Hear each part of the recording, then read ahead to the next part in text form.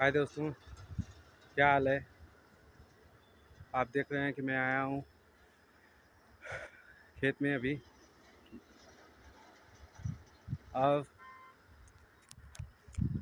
मैं पहला पहला वीडियो बना रहा हूँ, ब्लॉग वीडियो। अब आप देख रहे हैं, मेरा पहले इंट्रोडक्शन ले लीजिए। मेरा नाम अरविंद कुमार है और मैं छोटा से गांव का रहने वाला हूँ और सैदपुर अम्बिका से हूँ। और सब ठीक है। मेरा एजुकेशन BA BEd है और छोटे से परिवार का हूँ मैं इस समय।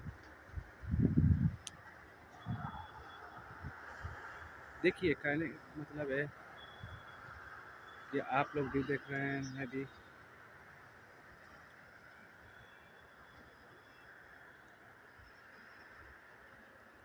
क्या सुंदर नज़ारा दिख रहा है आप लोग को, देख लीजिए।